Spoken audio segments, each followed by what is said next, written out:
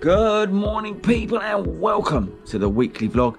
Grab yourself a pen and a piece of paper, because this week I'm going to be giving you everything you need for that virtual marathon on the 4th of October. But before that, I've got to go and do my long run, so let's get stuck in.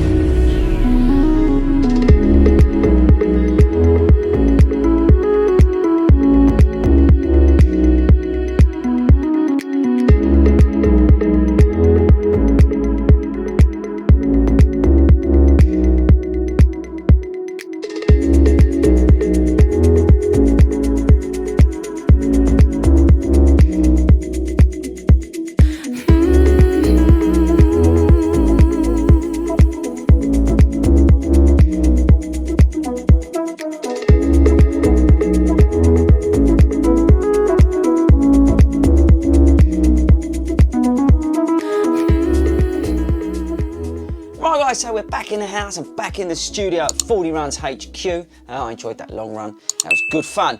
So like I said in the start, today we're going to be talking about all the things you're going to hopefully need for that virtual marathon on the 4th of October. What was really cool this week was to see everybody sign up when it went on general public sale. There's so many people in the Fordy Runs running community, and if you're not part of that, by the way, get over to our Facebook page and join that. But people who weren't going to be doing London have signed up for the 40th race, which is really, really cool. So there's going to be loads of people doing it, and it doesn't matter how you're going to be doing it. It's just really important that you take part and get involved. It's going to be awesome. And if you've not seen the video I did last week, I'd recommend you checking it out. It's talking about all that things like strategy, how to break up the run maybe, and all the things to think about in terms of actually doing the race. So today, we're going to be talking about all the things I think you need to be sort of maybe thinking about getting and stuff that you might need for the day. So let's get stuck in. Right, guys, so I think the biggest thing that anybody's going to struggle with on the 4th of October is hydration, because there's going to be no hydration stops. There's going to be like no place to, like, somebody going to be handing you gels and all that sort of stuff. We're going to have to carry everything with us. Unless you're really lucky and you're going to be doing a route where you can loop past your house, like I said in last week's video, you're really going to have to start thinking about what you're going to be taking out with you, how you're going to carry it, and all that sort of stuff. But before we get into that, there's a couple of things I think you need to think about if you've not got already, to maybe think about getting. And everything I'm going to talk about, I'm going to link up in the description down below so you can check it out for yourself. And most of the stuff you can purchase on Amazon, so there's all reviews on there. And for you guys to check out, don't just take my word for it. I think the first thing to most definitely get, if you've not got it, is a GPS running watch. This is a Garmin 735 XT. There's plenty of other ones. Check out my video on running watches below £200. You don't need to be spending a lot of money, people. But I would really recommend you get it. Why? There's a couple of reasons. Firstly, obviously you can track your run. You can do that on your phone via Strava or whatever. But I think there's so many options on here. So you can look at your pace, you can look at your heart rate, especially if you're training to heart rate zones. You can look at all other things. You can set yourself alarms, when to drink, when to fuel, and all that kind of stuff. There's some smarter watches out there. You can carry your music and all that sort of stuff. We'll get on to that later. But I think if you've not got a GPS running watch, I would really think about investing in one. And as I said, check out my video on GPS watches for under £200, and check out the description. I'll put a couple of links up down there as well. Right, so following on from that, it's really important that you get yourself on your phone something like Strava, Runkeeper, the Nike app, something like that, something you can track your run, because you're going to need to submit evidence of the fact that you've done this run. So it's really important that you sign up for Strava. It is free. You can get a free version, or one of these other apps where you can track your run and show you evidence that you've done 26.2 miles. Right, next up, while we're talking about phones, I'll come on to how to carry it and all that sort of stuff, but one of the things I would suggest is getting yourself onto Spotify or something like that, or via iTunes and other streaming services, and create yourself a playlist. You've got to be safe while you're out there, so if you are wearing headphones, maybe think about the bone conductor headphones. But I would really strongly suggest that you get yourself a really good playlist, because you could be out there for load of time, and music's a great thing, especially in the marathon when you get to like 17, 18, 20 miles and a bit of a downer. Music can really be a big lift, and maybe get your friends and stuff to record messages for you and stuff like that you can then upload to your phone. It's another thing to do. But get yourself some music, get yourself a playlist on something like Spotify. Right, so following on from the music is the headphones. These are the Aftershokz bone conduction headphones. I would really recommend you check them out. I've done reviews on Aftershokz. Please check the videos out. Just search on the channel. But I'll put a link down there as well about the Aftershokz earphones. I think these are the safest ones you can have. The Apple ones are okay. I've done reviews on those. But I think when you're out there, and especially if you're out there for a long period of time and you're near roads and there's cyclists and pedestrians, these are the ones to go for. Right, so the next bit of kit as we go through all the little odds and sods is a snood. Now this is one of the awesome ones from the Fordy Runs store. Check it out, I'll put a link below. But these are super cool. You can wear it as a bandana. You may have seen me wearing it. You can wear it if it's a little bit cold. You can wrap it around on your wrist so it gets the sweat. You can wear it on your head totally, but these things are so cool. I use them to clean my glasses. I know it sounds really crude, but sometimes to wipe my nose. And they're just really handy to have. They pack up. If you're running in a vest like this, and we'll come onto the vest, you can shove them in there, and it's just nice to have something like that to carry with you. They're totally awesome. They're not the most expensive thing in the world. Check out the link below to the Fordy Runs store and get one. Right, essential bit of kit, sweatband.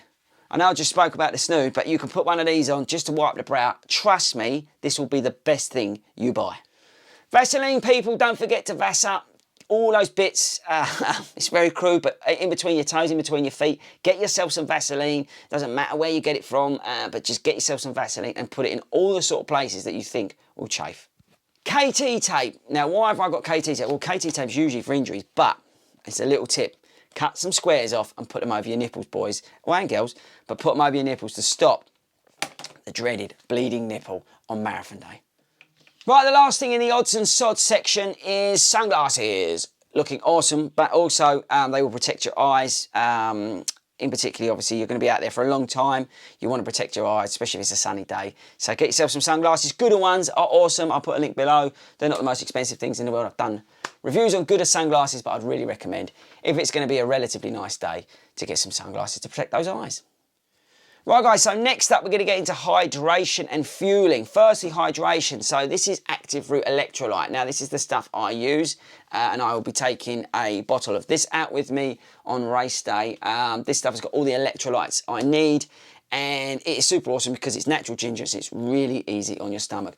You just put, I'll show you, it smells ledge, scoop of it into water, swish it up and down, and it's just everything you need in there. It's got plenty of electrolytes, and that will help me on race day. Next up, fueling. If you've not seen the video, check it out. I did a review on this. This is the Active Fruit Gel Mix. This stuff is awesome. It's so easy on your stomach, people. And you can just mix it up in the pouch. Carry this, and I'll show you where it goes in the vest in a minute when we get onto that. But you can just carry this, and you can carry this. It's like, it takes 3, effectively, servings. Which is all I'll need when I'm out there. But yeah, think about your fueling. You don't necessarily have to have active gel mix. I would recommend it, especially if you're nervous about gels. But please don't try anything new on race day. It's really, really important. But if you're looking for a gel and you really need to start thinking about that now, have a look at the Active Root one as well. Right, so hydration. Well, I'm going to be carrying water in this bladder. Now, this bladder fits in, and I'll come onto this in a minute, but my running vest. So I'm going to be hydrating using this. This is a 1.5 litre bladder, and it goes into that running vest, and this will contain just water. It's really important. I can't emphasise it enough to stay hydrated. October can be warm, so it's really, really important that you stay hydrated. So whether you go and get yourself a bladder and carry that, whether you carry bottles like on the front or whatever, but it's really, really important to be hydrated. I can recommend the Anti-chafe setup, and I'll show you my vest in a minute. But yeah, just make sure you carry plenty of water with you, people. Right, so this is my Anti-chafe running vest. You guys have probably seen me wearing it, and all the guys in the Fordy Runs running community seem to have these now, which is awesome. It's lightweight, it's got everything you need. You can put gels in there. You can put your gel mix in there if you're fueling with that, which is what I do. You've got a place for your key, you've got a place for your phone in there. And like I said a second ago, if you want to carry your snood and other bits and bobs, I've got like tissues in here. I think I may even have a pair of sunglasses in here. Yep, pair of sunglasses in there as well. That's just where I was carrying them the other day. So it's really handy to have that. Obviously the bladder will probably go in there if you're carrying water like I will be on race day. But it's just something to think about. These are really relatively cheap, I would say. That's bad English, but these I think are about 25 quid on Amazon. So get yourself one now, get training in it so you get used to it. And the last thing is a really comfortable pair of running shoes. Now, you do not want to be putting a new pair of shoes on to go out and run this 26.2 miles.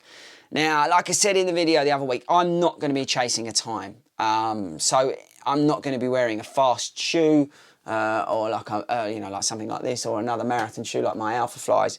I'm going to be wearing something comfortable, something I know that I can do the distance in, something that's going to give me everything that I want on race day. I'm going to be running along the canal and towpath, so I've got to think about that. So think about your route, think about where you're going to be running, but get yourself a pair of really comfortable shoes, or wear your shoes that you've been training in. There's no point going out and buying some super ninja fast shoe, if you're not going to be going for it. Just get yourself something comfortable, something that's going to give you no problems while you're out there on the 4th of October.